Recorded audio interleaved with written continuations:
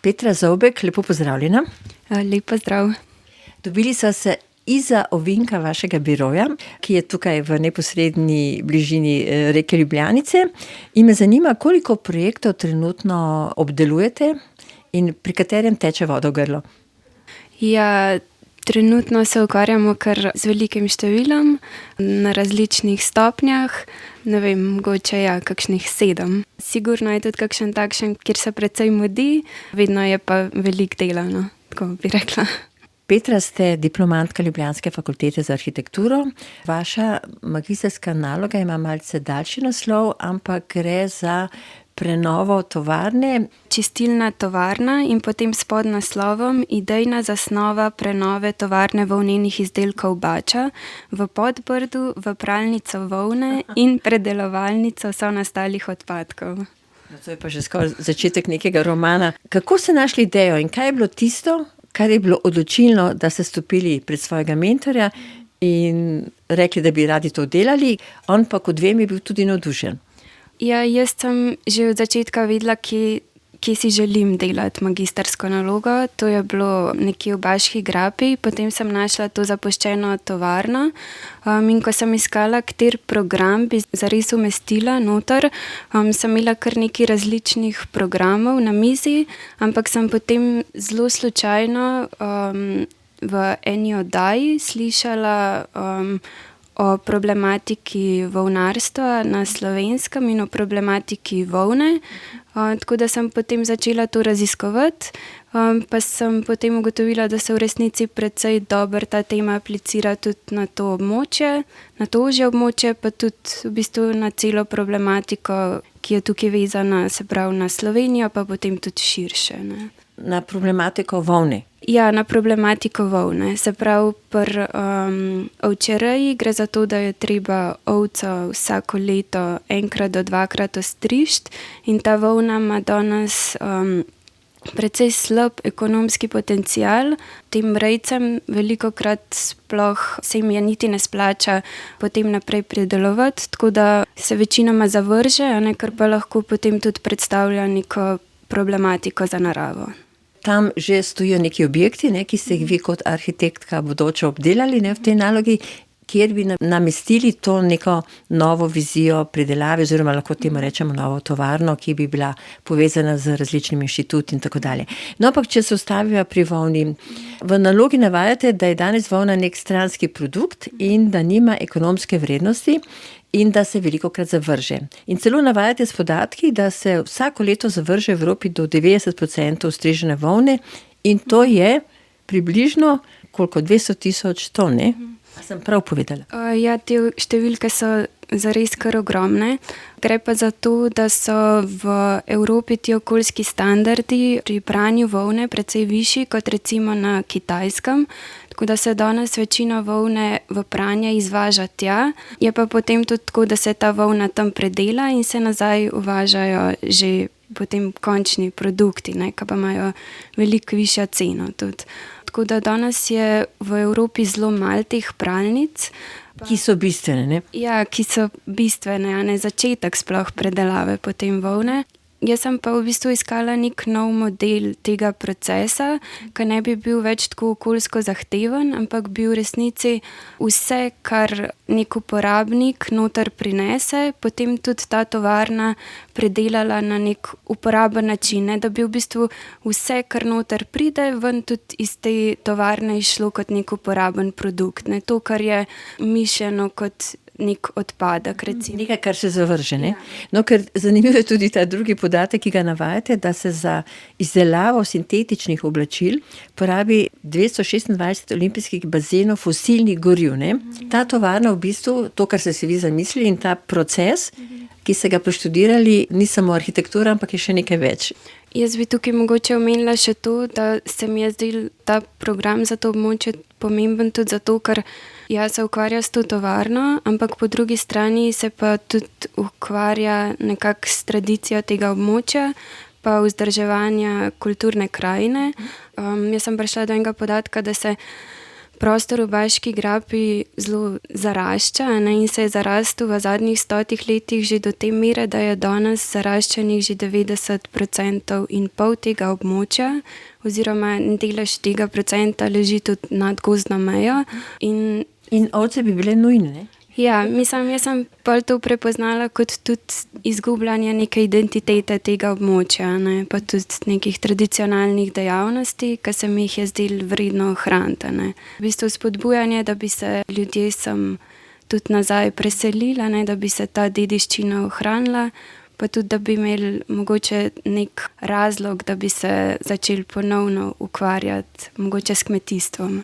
No, jaz predlagam, da se zdaj vrnemo na začetek vaše ideje, vaše naloge. Vi ste to področje, to Baško grapo poznali že od mladosti, ne? Tja ste zahajali s svojimi starši in še vedno hodite tja. Če zdaj potujemo iz Ljubljane in gremo mimo Škofje Loke, lahko pridemo tudi po tej poti z vlakom. Zdaj, kam nas pelje pot? To je smer Tolmin, ne? Ja, če bi šli iz Škofje Loke, nas pot pelje potem prek Železnikov pa Selške doline v Baško grapo in potem naprej v Tolmin.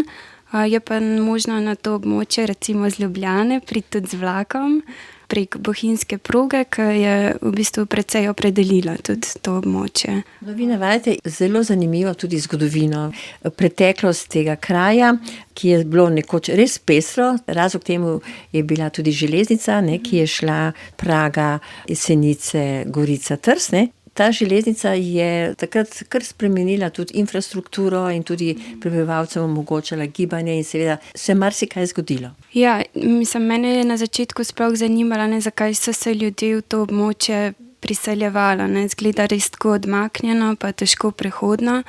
Tako da sem potem določila par zgodovinskih obdobij in eno od teh je bila tudi izgradnja železnice, ki je v te kraje prišla leta 1906.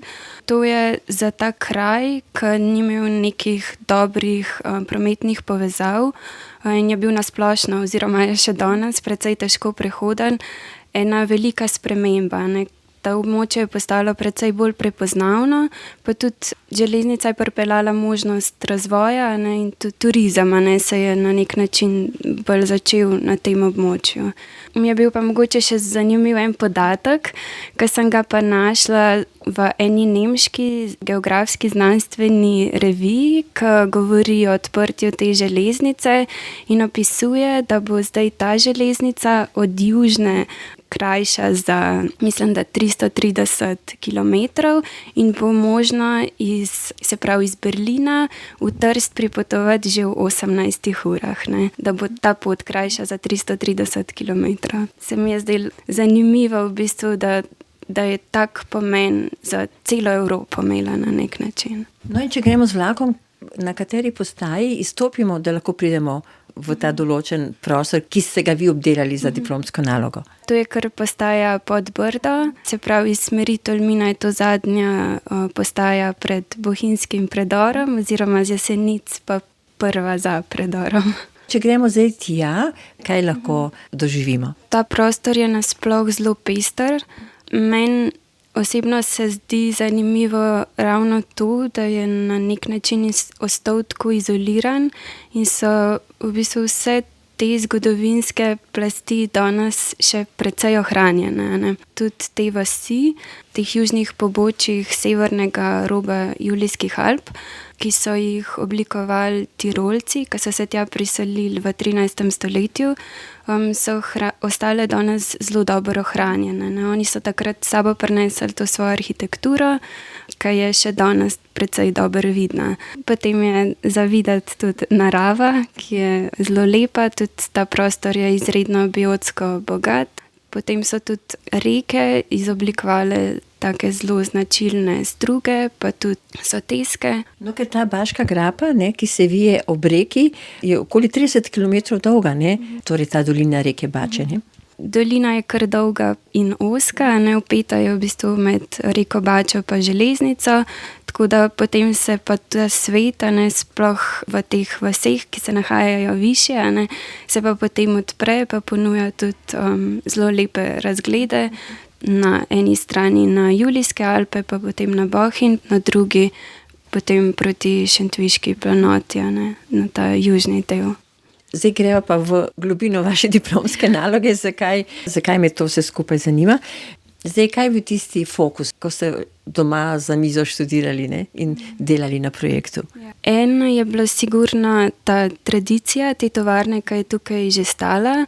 To je bila tovarna volnenih izdelkov Bača, ki je imela takrat, ko je prišla na to območje, se pravi, ko se je tovarna odprla, imela za te prebivalce zelo velik pomen, ker je nudila možnost zaposlitve. Se je pa naselila v eno zelo zanimivo območje, v 3 italijanske kasarne, ki so ostale še iz časa oblikovanja Rapalske meje. To območje se je potem čez čas dopolnjevalo na tak zelo zanimiv način. Zaradi tega, ker je ta dolina tako ozka, so morali ene od teh stavb umestiti kar nad reko. In to v bistvu sem jaz prepoznala kot eno tako posebnost, ki je mogoče danes ne bi bilo mogoče sploh izvesti. Tako da sem potem v nalogi ohranila te stavbe, ki najbolj prezentirajo še vedno to zgodovinsko preteklost tega območja, te italijanske kasarne, pa te zanimive industrijske stavbe iz 70 let, kjer je bila tovarna volnenih izdelkov. Sem potem jaz na tem območju ohranila 4 stavbe, se pravi 2 italijanski kasarni, pa 2 industrijski stavbi. Dodala sem pa še eno novo stavbo, ki je umeščena ob terenu, sporedno z železnico in se na njo potem tudi pripenja. Na njo naveže ves transport, ki ga potrebuje, ne taka tovarna. Tako da se med temi stavbami pa ustvari nek javni prostor, ki ga v tej ozki dolini že nasploh primanjkuje in tudi omogoča, da je ta prostor namenjen tako obiskovalcem kot prebivalcem, ne. Tudi je na ta način odprt, ne, transparenten, da tisti, ki pridejo mimo ali slučajno ali pa res z namenom, da si ogledajo ta prostor, da lahko vidijo, kaj se dogaja v notranjosti, ne? Ja, se pravi, ta prostor je možno prehajati, tudi delno se na teh stavbah, ki so umeščene čez reko, ustvarijo povezave, tako da te stavbe postanejo kar mostovi, hkrati pa odpirajo pogled na proces, ki se v njih dogaja, tako da je ta obiskovalec, ki prehaja čez to območje, ima stalno stik s tem, kar ta tovarna proizvaja. Zdaj pa, zakaj je bila meni ta naloga tako vznemirljiva, ne? Ker vi razmišljate o ideji, da bi se tukaj na novo ohranilo planšarstvo, da bi prišlo določeno število ovac, ki bi seveda tam jedle to zaraščeno travo, to je en proces, drugo pa seveda striženje teh živali, vsa ta predelava, ki bi bila del te tovarne in tudi način, kako bi to potekalo, ne, če mi malo več o tem poveste.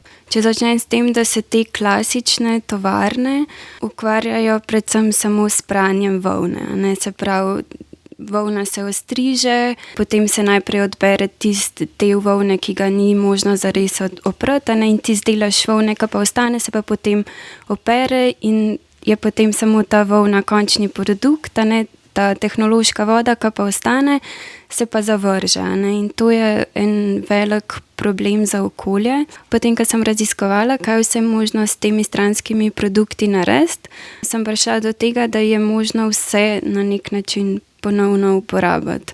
Tako se na primer potem iz te vode izloči lanolin, ki je taka voskasta snov, ki obdaja volnena vlakna in je potem uporabljena v kozmetiki, tudi v raznih sprejih, recimo tako za popravljanje naprav.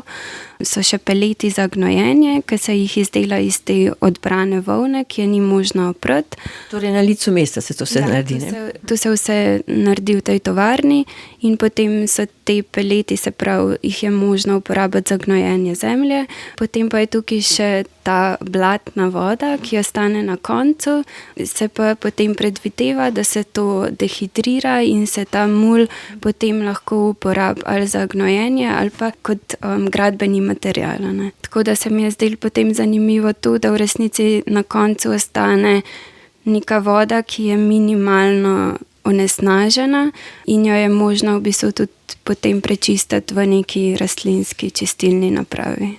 Wow, to je pa res že, ne vem, že za kakšno drugo nagrado, ne samo za magistrsko odlično ocenjeno nalogo.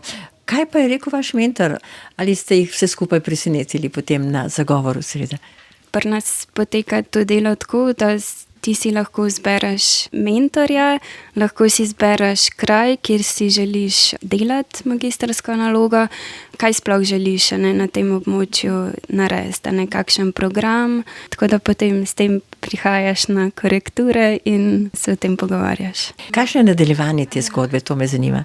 Ja, jaz sem si želela, da bi ta prostor tudi omogočil nek prostor za različne profile ljudi, ali pa da bi se, lahko povezoval tudi s kakšnimi inštituti, omogočil mesta za kakšne izmenjave, prakse na ta način.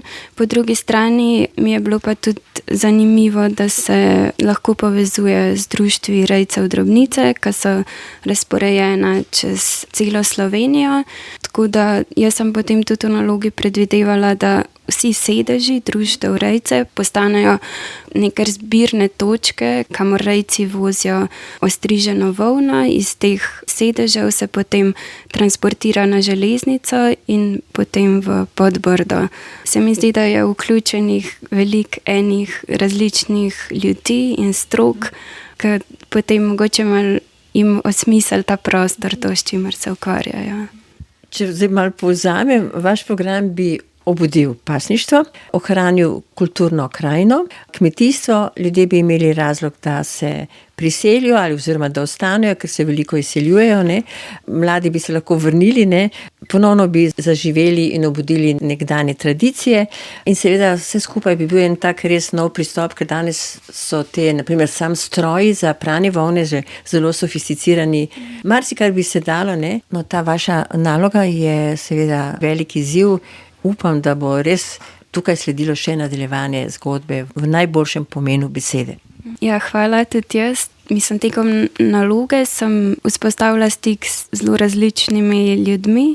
Izhajajo iz teh različnih panog, ki sem jih potem tudi uporabila v tej nalogi, tako da upam, da bo vsak izmed njih se nekako našel v tem. Mogoče mu bo neki izziv tudi to predstavljalo. Pa tudi to, da mogoče v Sloveniji dosti malo takih prostorov, ki so tako nenamenoma ostali tako ohranjeni, ne?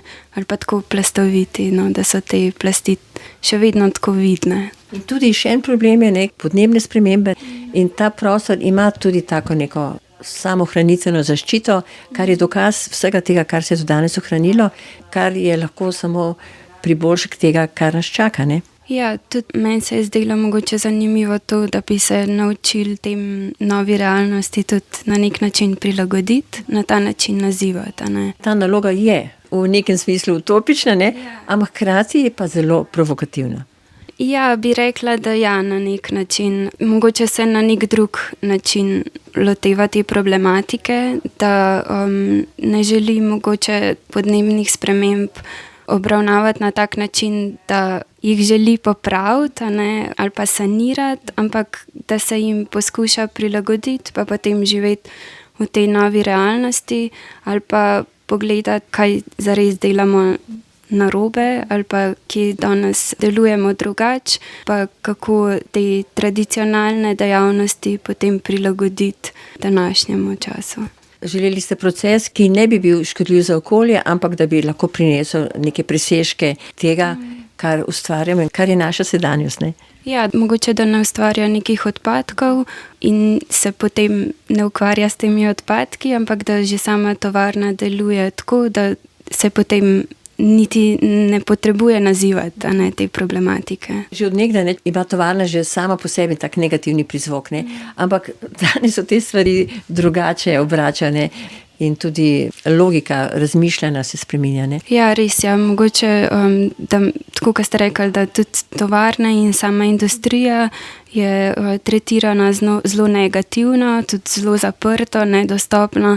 Mislim, da je mogoče sploh na takem merilu tudi oblikovati drugače, da postane del nekega kraja, pa del teh ljudi, za katere sploh to počnemo. Tako da upam, da se razvija še kaj v tej smeri. Predvsem mi je bilo pomembno to, da bi nekomu bila ta naloga na nek način uporabna ali pa vsaj, da začne spodbujati nek dialog. Petra Zobek, hvala za ta zanimiv pogovor. Jaz vam res želim veliko ustvarjalnosti in da bi se vse stvari nadaljevale tako, kot ste si zamislili. Petra Zobek je bila nocoj gostja oddaje Protetrus PTDŠ.